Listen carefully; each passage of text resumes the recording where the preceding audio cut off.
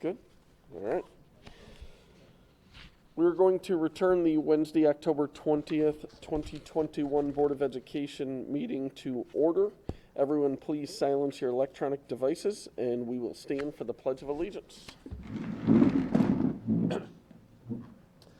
I pledge of allegiance to the flag of the United States of America and to the republic for which it stands, one nation, under God, indivisible, liberty, justice for all. Additions and deletions to the agenda since Friday mailing. Yes, we'll have two business considerations, one for a transition coordinator MOA, and the other one is for a positive behavior intervention supports coordinator MOA. We'll have two personnel considerations. One is just a correction to the lunch duty, and the other one is an addition to a PM school program substitute that'll be reflected in my minutes. Thank you. Can I get a motion for the additions? Mr. Ross, Mrs. Hotailing, all in favor? Aye, additions passed. I need a motion for the acceptance of the minutes of the October 6th, 2021 meeting. Mr. McFerrin, Mr. Ross, all in favor? Aye. And we have a special presentation tonight, so I will turn it over to Mr. Engelhardt and Dr. Bailey. I don't know who's doing it.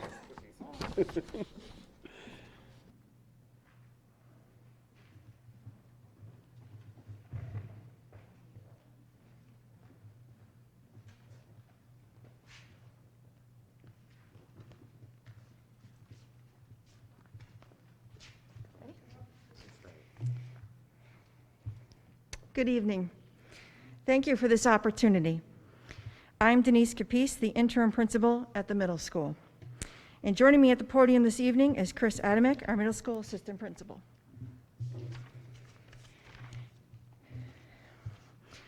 RCS Middle School has gone through a physical transformation over the past few years. The front of our building has received a lot of attention. Our counseling office, library media center, cafeteria, large group instruction have benefited as well. And our art and facts rooms are receiving much needed updates.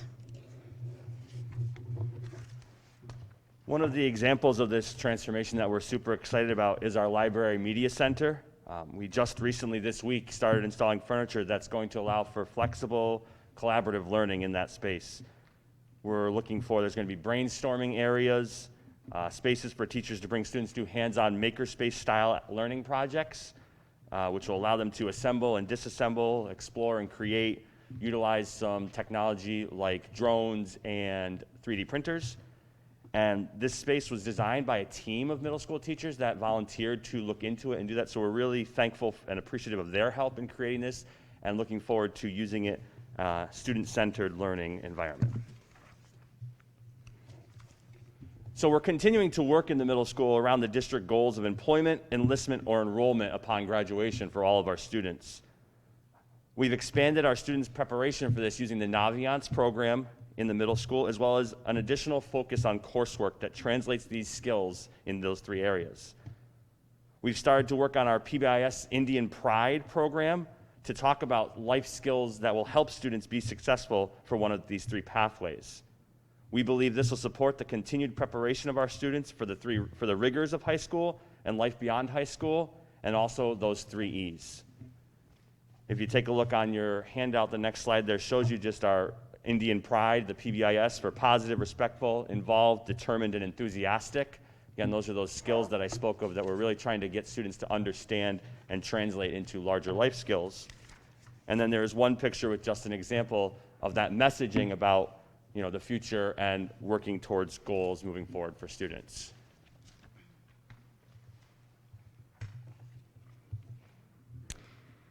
Our building leadership team reflected on our targets from the 2020-21 school year, and we've made only minor changes heading into the 21-22 school year. We will use our FastBridge data and classroom assessment data to assess and monitor our students who are in danger of failing. We will be developing additional standards-based benchmarks to help us with this work. We will talk briefly about the interventions for this on our next slide. We want to continue our focus on the social-emotional health of our students. by looking at both discipline referrals, or hopefully the lack of discipline referrals, and attendance. We want to make sure we are building the supports needed for students to be in school. Chronic student absenteeism is defined as missing 10% or more school days during the school year.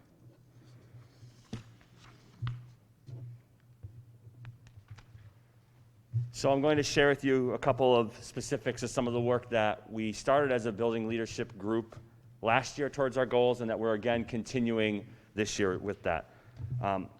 So to meet some of our first target, the building leadership team developed a variety of interventions that will help us achieve success in both academics and behaviors.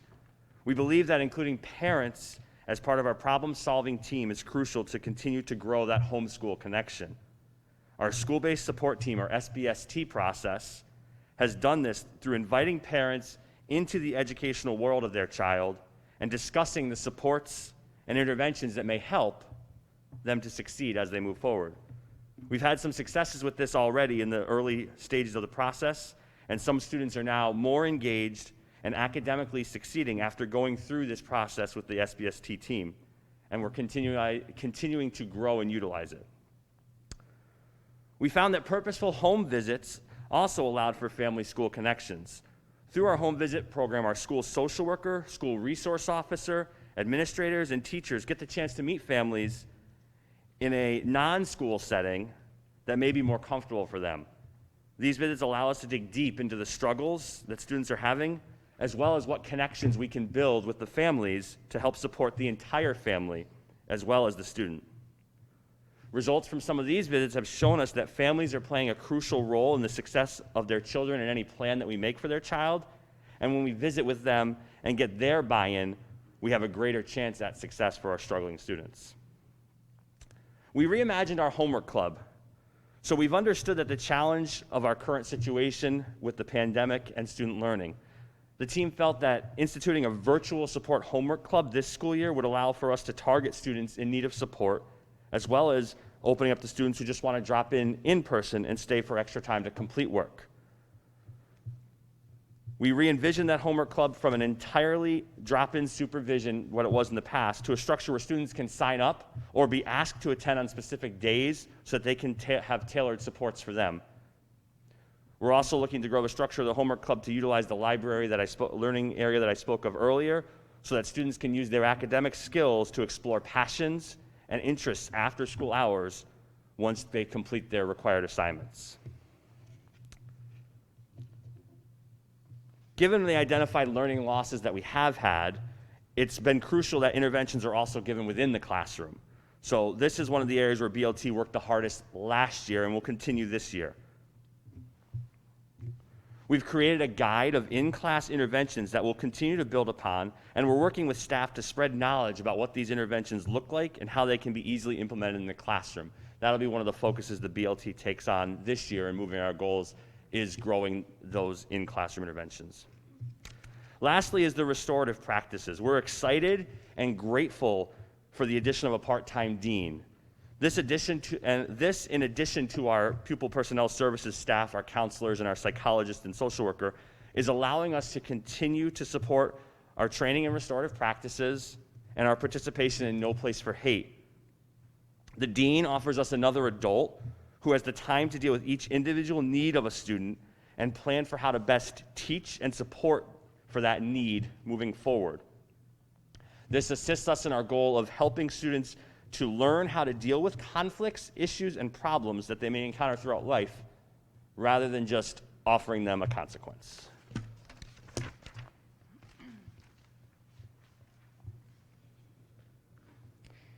Building on some momentum that was started in 2020-21 school year, we have 3 areas of focus this school year. We are going to continue to revamp the building positive behavior interventions and support, increasing the identification of positive behaviors, and get all staff access to and understanding of positive behaviors referrals. Leadership and personnel development. We started the student leadership team in the 2020-21 school year, where students meet to discuss their school environment and issues. They attended training facilitated by Character Strong to develop student leaders. continuing in the school year with monthly meetings and expanding the group of students.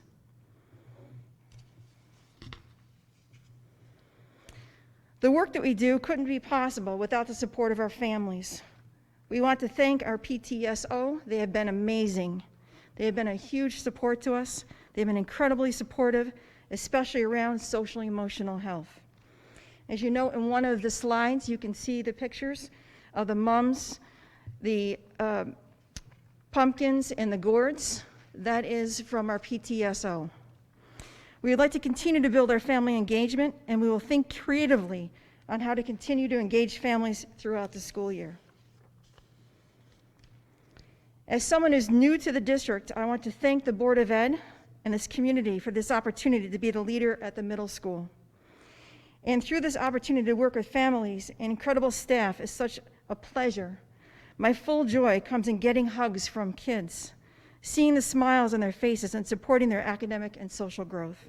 So thank you. And just as a reminder, our Students Awards coming up on November 4th here in this auditorium. Thank you so much for your time this evening.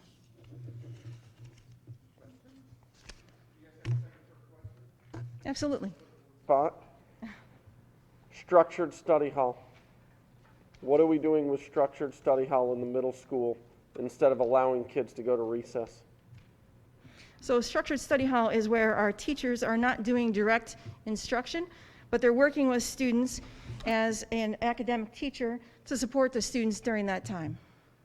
From what I've seen, we've heard they turn on the news, they turn on the TV, there's nothing going on, and there's kids in middle school that want to go outside for recess, and we're not allowing them, certain kids or certain grade levels, to go outside. It's my understanding 6th grade goes to recess, possible 7th and 8th grade do not go.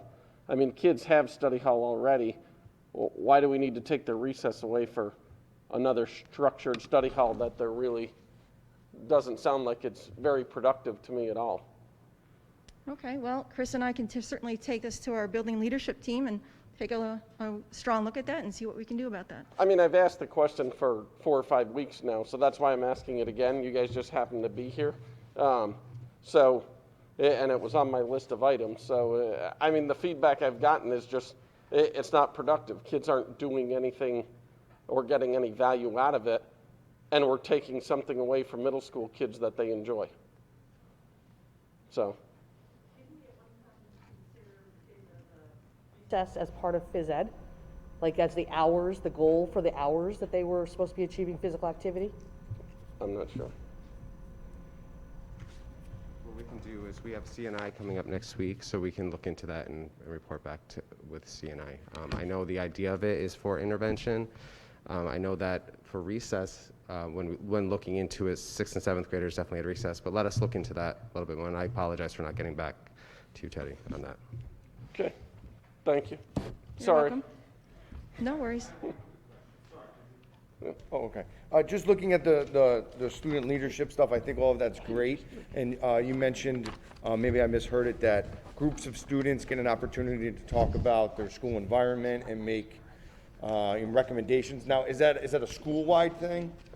It is, okay, because I know at my school we do a lot of like Google Forms, during like homeroom, trying to get feedback from as many kids as we can. And I'm just excited to hear that it's everybody and that's not just, a small selected group. We started student leadership last school year, and it was a small group, and we're trying to roll it out. And then this year, we've expanded the number of kids who attend in person. But then from that group, the intent is to use the students as leaders to get feedback from themselves and their constituents, but also to, if they have something, break it out into maybe a forum or make it a forum, a way that the entire student body does have a voice into that. Mm-hmm. So we are still a work in progress in that sorts of the exacts of some of that, but it is definitely intended to make a vehicle where students can be leaders and learn, but also then a voice for all the kids to have in their Right, building. yeah, and I think the kids also do like, filling out a form, they know that their name is not attached to that, they can actually say something that they want to, for what it's worth. Good, thank you. Naviance program, is that for career development? Is that what that was? Yeah, Naviance, our counselors have increased their work in the FACS classrooms with Naviance, and they do, I believe they start in 6th grade with the Strengths Finder to know what areas students really exhibit strengths or interest in.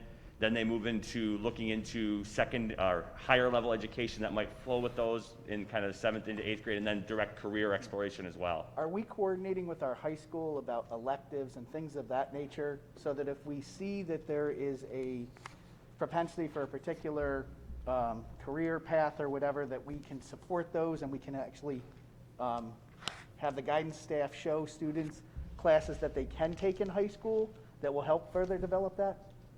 The counselors have definitely been increasing the amount of collaboration with the high school counseling staff and the high school staff to do that, and been forwarding some of that, what they're finding from the students, and vice versa, then getting the students information definitely, oh, these are the courses you might want to look into or a path. A couple great examples, you know, as they move towards the potential for some of the CTE pathways that the high school has, our counselors definitely speak with, especially the 8th grade students, about what they might have to do to look into those pathways. Thank you.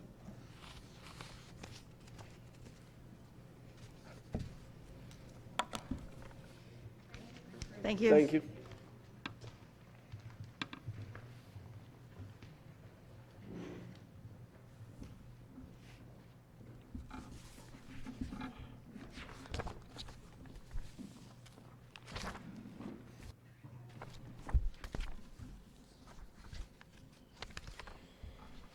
Okay, we have no hearings and petitions for this section. I need a motion for one or all of the business considerations. Make a motion for 6-1 through 6-10. Okay, do I have a second? Mr. McFerrin, do we have any discussion? Donation from us? No. No. Okay, all in favor? Aye. Motion's passed. I need a motion for one or all of the personnel considerations. I'll make a motion for all. I think it's 7-1 through 7-16. Okay, do I have a second? Mrs. Burns, any discussion? Do we have any retirements? No retirements. Okay, all in favor? Aye. Motion's passed. In the business considerations, one of the add-ons for 6.9, I'm just hoping that maybe we can have more conversation about this as it unfolds in the future, and maybe a small presentation about the vision of that position. Okay. Yep. So can we, and what we'll do is add that to New new business. business for the, maybe not next meeting, but we'll Yeah. see when they can put it together. Thank Okay. you. Thank you. Informational items, there are none. Special reports. A couple of things that I wanted to bring up is one, a lot of our sports teams will be going into sectional play, I believe, probably this week, next week, or in the upcoming week. So I wish them good luck in sectional play for all our sports teams. One of the other things, you know, I'll piggyback off my recess thing and give one of our teachers a pat in the back of, I know we're struggling, and you guys may talk about this more, with trying to find substitute teachers and people to fill in. And one of the good things I heard of Mr. Bevington today, stepping in and filling in for a phys ed class for 8th graders. They're really excited, you know, that he played basketball with them. And it's just really good to see, you know, Mr. Bevington step up and, you know, play phys ed with the kids, because they really enjoy it, and, you know, they get upset if, you know, they don't have phys ed class. So, you know, kudos to, you know, Mr. Bevington. Anybody else have anything else to bring up? Once again, I want to thank the administration for doing everything that they could do to ensure that the lights were restored. It is that time of year where they're senior nights and whatnot, and it does mean a lot to those who are going through that, who've been through our program, to their parents, to the coaches and everything. So thank you very much for reacting in a timely manner and getting that up and running again. Good.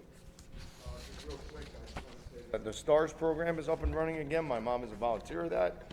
I know it's really important for the kids, but my mom hasn't been able to, you know, be in the school in a couple of years. And I got to tell you, her energy, just telling me about her day and with the kids and how they're responding to her, I mean, it made me feel so good for her, and also with the kids. And I know she brought a couple of her new friends in with her, and I hope that continues and gets real good. So that's a real feel-good story for me. It is, that's great. It's a great program. Anybody else? I will turn it over to Dr. Bailey. And we usually reserve a meeting a year to have an update from STARS. They didn't do that for us last year. They did some things differently in recognition of the hiatus that we were on. But as a reminder, it's that intergenerational program, and we have about 24 volunteers that work with us. And they go into classrooms, they assist students in academic endeavors, social, emotional things, and I think the teachers that have worked with them over the years are so grateful for their presence there. And also, in addition to the academics, it's really connecting kids with people who are later in their careers, later in life. Not all of our children have access to grandparents or older parents, and it's a beautiful thing. So thanks for talking about that, Peter. It is worth celebration to have them back. So this week, October 18th to 22nd, is the Board of Education Recognition Week throughout New York State. There's about 700 school districts in New York State, and almost all of them have boards of education with volunteers such as yourself. And it's a time to promote awareness and understanding of the work that gets done. The board, of course, you're meeting here twice a month, sometimes 3 times a month, depending on budget season. And there's homework. You're studying documents and preparing, looking through agendas and liaison with the community. It's a lot of work for someone who's not paid a red cent to do it. We are joining, RCS is joining all the other school districts in New York State to celebrate and recognize you this week and honor your contributions to our students and to our school district. And I'm hoping that folks will join me in a round of applause for your work. Thank you so much.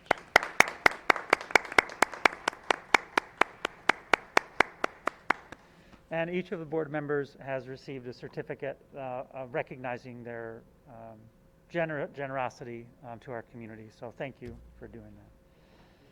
Thank you.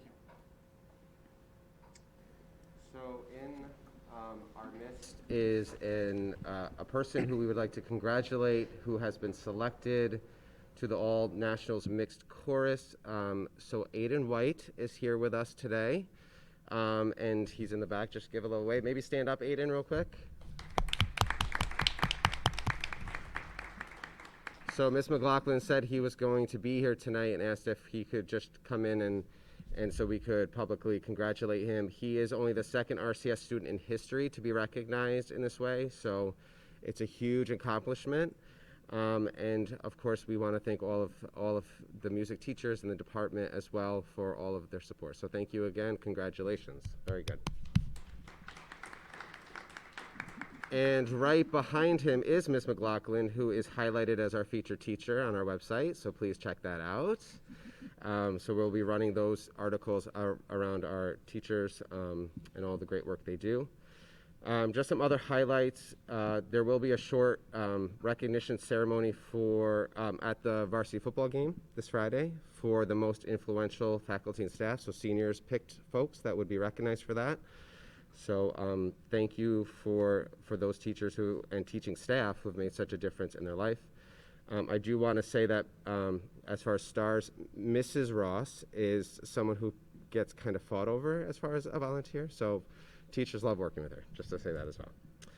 A lot of civic-minded things happening in our community. Just some middle school news. Mr. Adamek shared that they are giving out positive referrals. They started the year with some record-breaking numbers around positive referrals.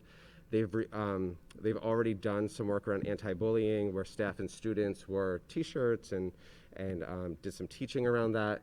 And then Miss Sawyer, who is one of our newer CCSs for social studies, she, along with the middle school PTSO, is working with Operation Gratitude, and they're donating Halloween candy to our troops and our first responders because, and I put this in quotes, it's a dad joke, it's a sweet opportunity to show our gratitude for all of those who served. So thank you for all the work the middle school's doing. Peter B as well did, they, prior to COVID, was able to go down to the Ravena-Coeymans-Selkirk Preserve and do some work around environmental studies. They were able to do that again this year, so they did their day in the life of the Hudson, looked at various environmental topics. And then lastly, we are going to welcome Rocket, the therapy dog, to A.W. Becker. He's going to come around, I think it's a he. He's going to come around, I'm hoping. If not, they're going to come around to different classrooms.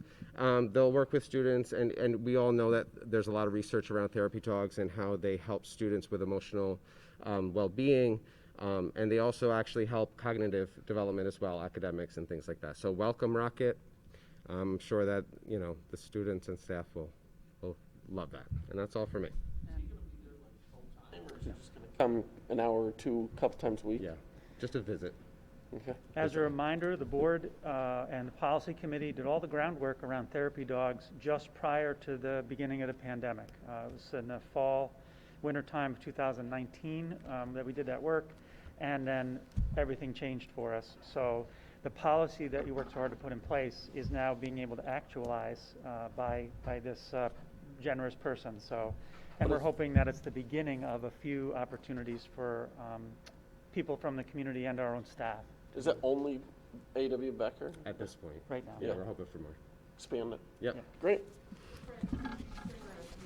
Sure. Civic-minded recently. Yes. I do want to congratulate some of our teachers and coaches and a lot of our students who participated this past weekend in the breast cancer walk in Ravena. It was amazing turnout, and the level of enthusiasm of our students and athletes was great. I really commend Christine for organizing it and really leading by example. But there is another opportunity coming up, I believe, with the VFW.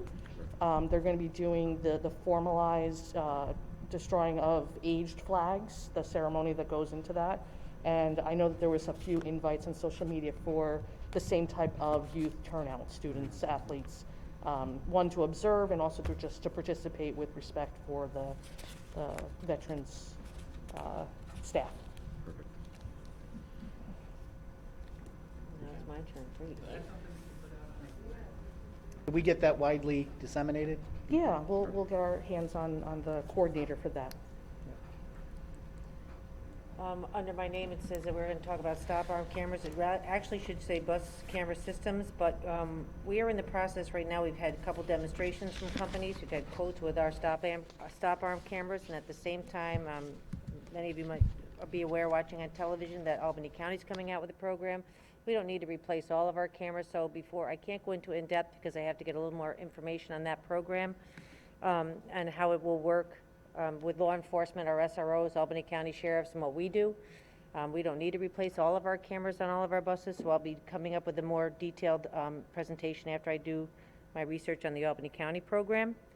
The other thing I want to talk about with transportation, you know, I'm sure all of you have been paying attention. There have been several instances where we have had to either cancel an athletic event or a academic intervention period, and that's because, as many districts still have, we have a shortage of bus drivers. And just to give you a little bit of insight, sometimes we cancel a academic intervention rather than a athletic event because we still can't get our elementary school kids home. That doesn't help us to cancel. We tried, and we've talked about it as a board before, where let's do alternate. We'll cancel a sporting event, then we'll do academic intervention and vice versa. Sometimes by doing, even if we were to cancel a sporting trip, we still wouldn't have the resources to get our elementary kids home. So those all play into the decision when we make those decisions, and they're never made lightly. And another question that usually comes up is how many drivers do we have? Just want to give you an update right now where we are. We have about 30 in-district runs. Coxsackie Transit does 18 other schools for us. We have a total of 28 full-time drivers, so right off the bat we're in the hole. Two of our drivers in the office two of the staff members in the office drive, as well as all of our mechanics have been driving on a regular basis. We have interviewed 2 bus drivers recently to hire. We have 1 in training. I know that much, so we're working on it. But I wanted to give you a little insight into what goes into those decisions. The next time we meet, I'll give more information on the stop arm cameras and our camera system replacement. If you remember, we talked about a couple meetings ago. That's been approved through the GEAR and the ESSER money. It was already been approved, so we have a quite a chunk of change to invest in a camera system. Joanne, when you say we're not able to still get those students home if like a 10th period is canceled, can you just give us a little more detail about that, like the rotation? Yep. And how that is affected? Well, what happens is when we have a two-tiered dismissal structure, they go out with their high school, secondary kids, and then they have to all be back to be at the elementary schools for their dismissal at 3:30, I believe. Sometimes if we have a trip, we have to still have the buses here to get our elementary kids home. Very often they shuttle runs, so there'll be an email that's sent out is because we don't have enough runs that they'll have to keep a certain number of students that ride whatever bus. They'll have to wait actually, and we'll have to go. People will drive their regular route home and then come back and get the elementary kids. So we, plain and simple, don't have enough drivers. We have enough buses, but not enough drivers to get all the kids home. So we shuttle them back and forth and all of those things. Sometimes we can allow a sports trip to go out and then still need every driver we have to get the elementary kids home, whether they're doing, their own runs, late runs or whatever, but that's how it's structured. Is it ever an option to not end after 9th period and only have runs after 10th period? That's still, the time frame wise would mean you dismiss, like after the 2:04, I don't know the exact 2:40, times. you would still not have enough time to get those kids home and then be back for the elementary kids if you did it that way. What time does that period end? That ends at 2:45? 2:40, correct. So if you started the secondary trips at 2:40, they have to be at the elementary schools by 3:20. Some of our trips are an hour. So, and now this year, we're using all big buses. It's crazy to keep kids separate, distance on buses, and that's actually a benefit to us right now because we don't have enough drivers to utilize all the shorter buses. So we're at catch-22. With more staff, I would hire them all. I would talk about hiring a teacher. I'd hire anybody that we could. Another thing we did this year, because substitutes have been a problem, getting people to fill in for the instructional program, Sue Starr and myself, we reposted all of our support staff positions today, even though we repost them several times throughout the year. What's happened is we have a lack of response from the people that don't want to work, or I should say don't want to, but don't respond. So we're going to continue to try it. We use OLAS, we go out in the newspaper. I think I'm going to do another billboard, so we're working on all of those things. And I think that we've all seen other districts in the area that have shortened days, had days off, had transportation issues. So it's not unique to RCS. It is not. And hopefully we don't experience the same dire straits that we see in Massachusetts, where there's a need to call in the National Guard to drive buses. Yeah. But obviously it's a huge issue everywhere.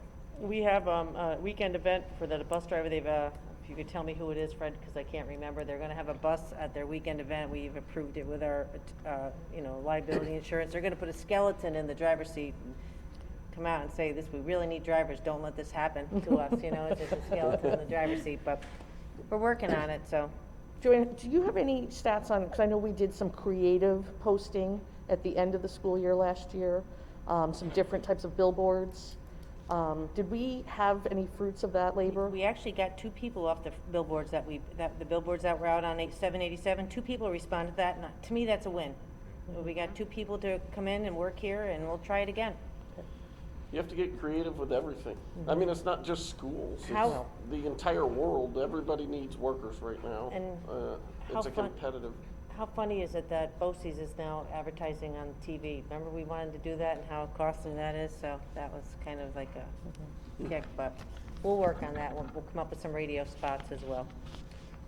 Joanne, one other question I had for you. I saw something in the news about foundation aid being released, like back foundation aid from the state. Is that something that will help us out or something? No, it that actually we could will be get? a negative for our district because our student population has gone down. And one of the things that we talked about and I brought up a few weeks ago is that in doing all the data reporting that we do that's turned in the fall of a school year, our average daily attendance, because of COVID and because of the online classes, that was negative. I mean, the percentage, they give us marks to hit. If your attendance is so much lower than the previous year, you have to say why, and all of it was because, the attendance was not what it should have been. Now, that was something that happened to many school districts, not just us, so we're hoping that there'll be legislation to protect districts, because that will come up and bite us in 2 years. So if Foundation Aid is fully funded and fully you in the formula straight out, and our population rates, as long as there's a hold harmless, we'll be okay. But if they go back to actual numbers, that'll have a negative impact on our district because our population has gone down. However, that being said, that's true of many districts. So we anticipate, hopefully, a hold harmless provision where it won't go down. It may not go up as much, but it wouldn't go down. Will there be a lot to come in the next year or two about that? That is not what I was hoping to hear. I know it wasn't. Person attendance at all? Money. Yeah, but again, it's how it was counted. You know, we had to take attendance regardless if a child was home or here. We still had to report class by class, period by period instruction, and some of the kids, quite frankly, didn't go. So it did have a negative effect, and we talked about this at our last school business officials meeting, where not just Ravena, this was a common, they're called edit exceptions, and it's a critical error. All of us got it. We talked about it. So we are hoping that the legislators pay attention to that and don't penalize any school district for the 1920 school year, or 2021. 2021, sorry. 1920. I don't know, one of those. Thank you. Anybody have any other new business to put on the agenda or anything they'd like to discuss? Patty, I don't know if it's new business, because we mentioned at the last meeting, but somewhere in one of these, I just wanted to keep on there the Career Cafe and making sure that we have kind of updates on where that program's going and how we are Career Tech Program? Right? Yeah. Yeah. That's on here. I know a couple of these things, if you want to, we could take off homecoming games and the modified under the lights. Both those things have passed. If you want to put them on the agenda next year in August, I can bring them back up again as Program the same as Career Cafe?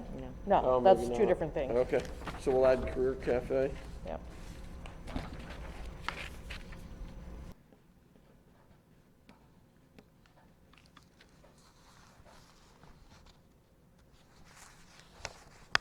Okay. Is that it? Anybody else? Anything else? Business? Do we still have the interventions that we talked exclusively about with like the, I don't know, the small group study hall? Help me. The resource room? Research, yes, thank you, resource room. Are we still utilizing that intervention? Reach out rooms. Yes, okay. Because I know that prior to COVID, there was a lot of conversation about something that helps us to gauge how effective that intervention's been. So I don't know if that's something with data, if that's something with, but it would be really good to report out maybe before COVID, obviously what we had to do to pause last year, and then is that a useful intervention to meet those needs this year? Yeah, I think we just got something about the summer program, right? Or we just had information with the or Apex credits. presentation about Yep. the recover credits, so something probably similar to that. Yeah. Okay. Good, okay. We have no BOE committee reports, no policies to adopt or review, hearings and petitions.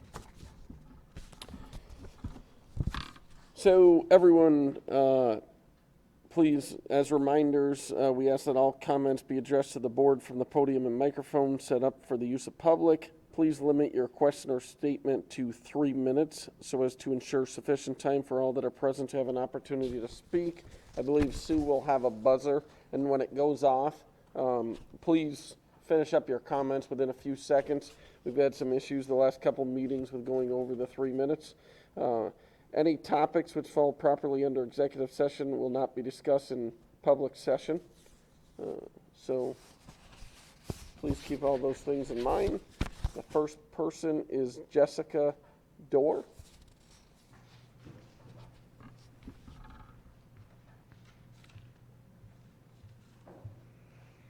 Hello, my name is Jessica Dorr. I'm a high school social worker. I've been here about 18 years.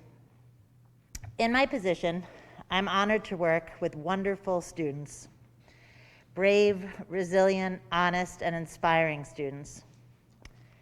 Today, I had the pleasure of watching students take a leadership role in taking efforts to end bullying and to provide a greater sense of peer support for other students.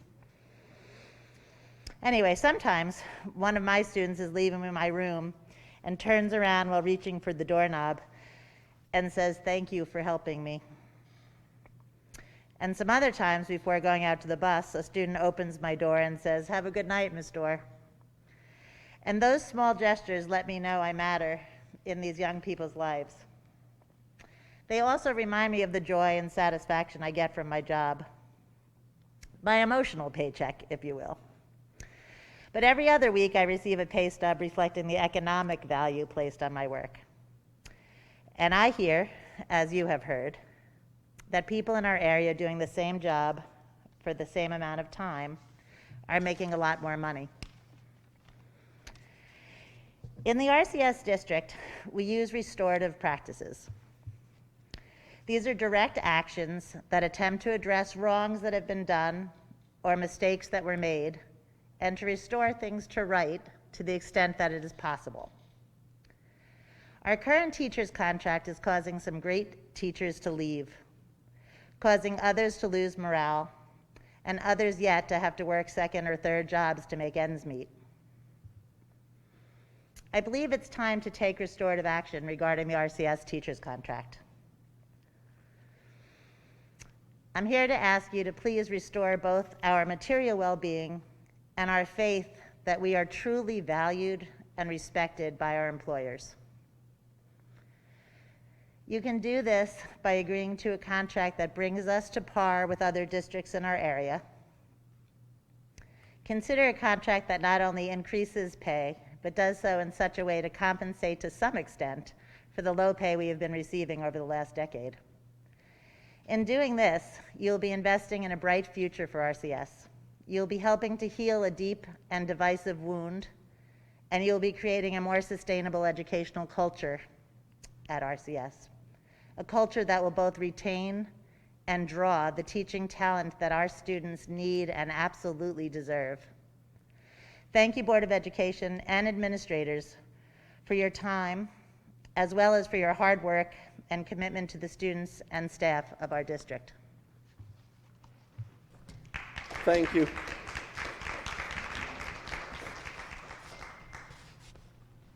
Maureen Martin.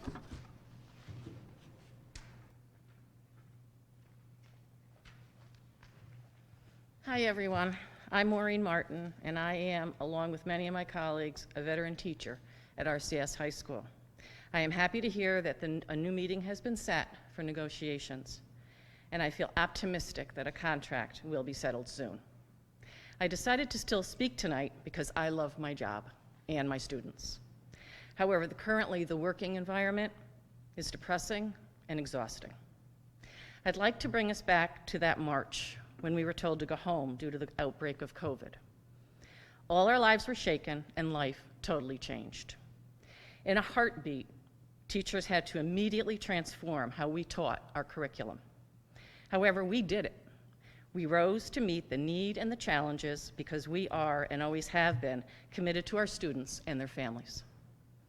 I tutored many students, as did my colleagues. The teachers' lessons and use of technology were creative and so inspiring.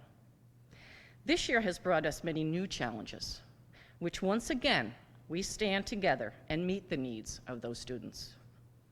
We don't only teach, we care and support their mental health. We help them through social issues and fears, as well as encourage their success. The effects of COVID have impacted their lives in so many ways, and I could go on and on.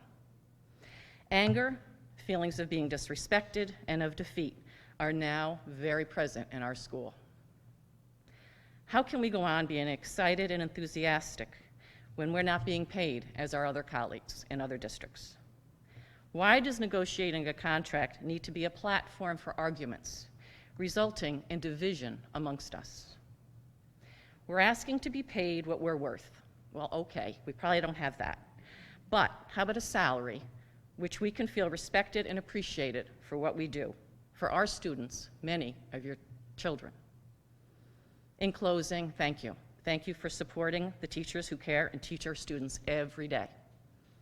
I'm excited and hopeful that negotiations will be positive and our energy and enthusiasm be restored. Have a nice evening.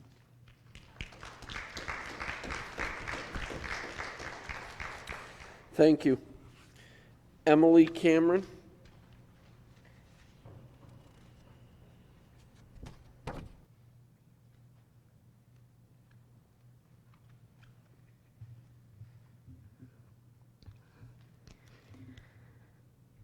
So I want to let you all know that I wasn't planning on speaking tonight, but I changed my mind due to an incident that happened to my middle son this past Friday at school. And I thought it was very important that I bring it to others' attention as to what is going on sometimes in our schools. I also wanted to make known that I did call the middle school's principal early this morning to make her aware of what happened to my son, and I spoke with the dean because the principal was at a meeting. However, I did not hear back from her until about 5 hours later. I did tell the dean that this was an urgent matter, and I went on to let her know the details of what happened, which she was to pass on to the principal, but I still had to wait 5 hours to even hear back from the principal. Now that right there tells me that administration doesn't really care and most likely will not handle this properly. Here's what happened. My son was going to the bathroom, and as you all probably know, the children have to sign a sign-in sheet outside the... Hold on. We're not gonna talk about personal matters during hearings and petitions. Even though it's concerning about how it was handled. Right, we just, personal matters, the protocol to go through people is not to the Board of Education in hearings and petitions. You know, you Okay. have to go to the principal, you have to go to administration. Okay. Just, right, just don't identify. I'm not doing that. I'm not identifying anybody. I swear I didn't. Can I continue? I'm not identifying. Okay. So basically, he was going to the bathroom, and he was he was told that he wasn't wearing the proper mask and asked to put a new mask on. So then my son said that he was going to go get a new mask, but he had to use the bathroom, so he was just going to go quickly into the bathroom. Now, at that point, the hall monitor sitting outside proceeded to follow him into the bathroom, stood there and stared at him. So my son was so uncomfortable that he couldn't go, and he just washed his hands and he walked out and went and got a new mask. I did call the Coeymans police, and I'll be following up on this tomorrow with the police officer and with the school principal. And I'm going to be watching footage of exactly what happened as well. But this is a perfect example of just how poorly administration deals with the matters of this importance.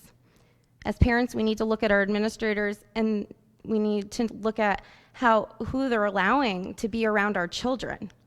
We need to protect our children because our administration obviously is not doing that the way that they need to be. You know, I think it's pretty sad that my son can't even use the restroom without being harassed, basically, because that's exactly what happened. He was harassed. He was followed into the boys' bathroom and stared at. Couldn't even go to the bathroom because he was so embarrassed. Washed his hands and walked out and went and got a new mask. I mean, it's disgusting. It's pretty disturbing what's going on here. I've had enough. I've had enough. Thank you. Thank you. Christy Hoffman.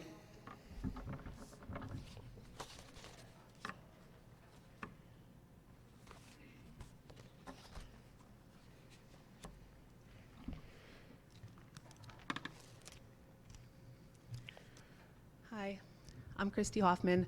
I am a former middle school teacher over here, and I have 5 children in the district. So I'm here tonight because I am very concerned about the authoritarian overreach present in the higher levels of our district. I want to provide some examples of administrative tyranny and bad management. So first, the so-called COVID policies and mask mandates enforced in our schools are unjust. They cause suffering. Forcing our kids to mask up is nothing but authoritarian overreach. COVID's not extremely dangerous to children. Mask mandates are unfair to kids because school staff, faculty, Administrators are often caught by our kids with their masks off because they have that ability and autonomy.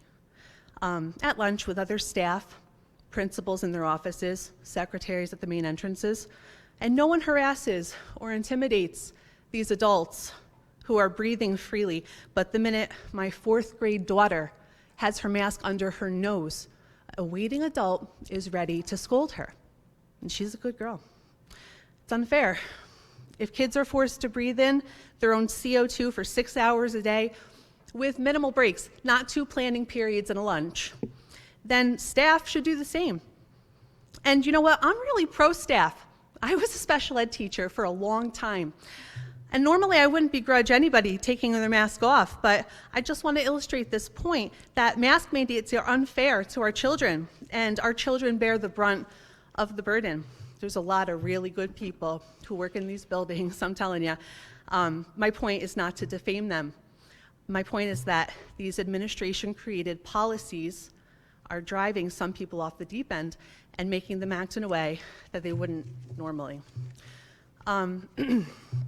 Secondly, the stringent COVID policies created by our administration with no board input, I assume, are unjust. To send home asymptomatic kids who have been exposed for 10 full days with no alternative learning option is educational neglect. It's abuse. I know a woman in district whose son was sent home for exposure, no symptoms, for 10 days, came back, was exposed again, sent home for another 10 days. That's 3 full weeks of school with a pile of work that this 3rd grader could not do independently, but with no teacher instruction because we don't have anything set up for that. Is this just?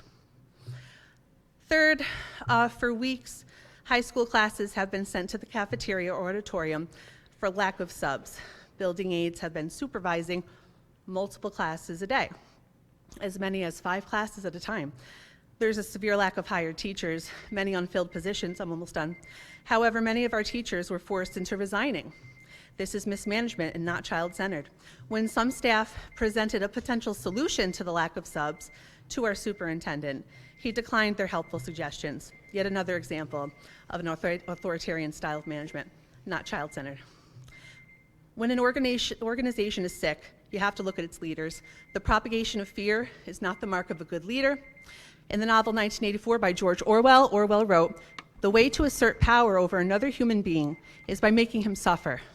Whether consciously or not, our superintendent has made our whole district suffer. Therefore, I'm calling for his resignation." Thank you.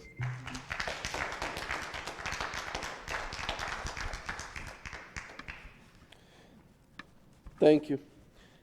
Jackie Conley.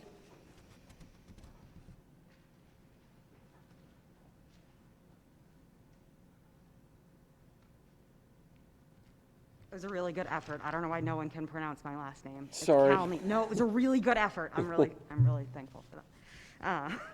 So my name's Jackie. I'm the mom of 2 boys at Peterby. Some people here probably know my face and my kids quite a bit. First, I want to express my gratitude to everyone taking steps to keep our kids safe.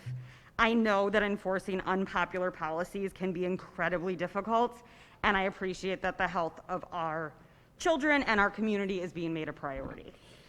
That being said, the second and more important part of why I'm here, Dr. Bailey, at the last Board of Ed meeting, you said, and I quote, "Our ability to keep our schools open is the first thing we are doing, the absolute first thing. And if we're not doing that, we failed." This was your reasoning for needing to cancel or prohibit visitors to beloved school events. But your actions don't seem to back this up in the bigger picture. In order to keep kids in school, we have to have the appropriate staffing levels each day. And from my understanding, we're skating a very thin line these days. I don't have kids in high school yet. My kids are both in elementary, but I heard they actually had to go remote at least once already from staffing shortages. Thankfully, my kids' school hasn't had to do that yet, but we still feel the effect of staffing shortages every day. And I would say to anyone in the district, if you haven't felt the impact of our schools being understaffed, you're not paying attention. I know the last year has brought staffing shortages to every district across the country. It's not just RCS. But the big difference is the pay. The difference in RCS is that we don't just need more people. We need the people we have to be paid properly for the roles that they play in our kids' lives, not just as babysitters, but as teachers, mentors, classroom security, and social workers to hundreds of kids who are also living through unprecedented times. We need them to be paid well enough that they can care for themselves so they can care for our kids. We need them to be motivated to stay with RCS. Our faculty and staff are overwhelmed, overburdened, and grossly underpaid. They are being pulled in 1,000 directions and are continuing to show up, support our kids, and give them the closest thing to a normal school year we could ask for in the middle of a pandemic. This is not a place to cut corners. These are the people who are not just teaching our kids. They're keeping them safe physically and mentally, often at the cost of their own physical and mental health these days. When you neglect our teachers, you are also neglecting our kids. And every day that goes by without a significant resolution to the salary issues in this district is, in your own words, a failure, as it only makes it more likely that my kids are going to be back in Google Meets before I know it. So I'd like to take just one last minute to thank all the teachers and the staff for still showing up, for putting in your all when you aren't getting the compensation you clearly deserve. We see you, we appreciate you, and we can only hope that the district does right by you before you find somewhere else that will.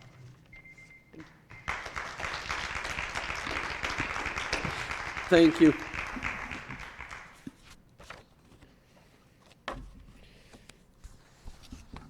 Upcoming activities,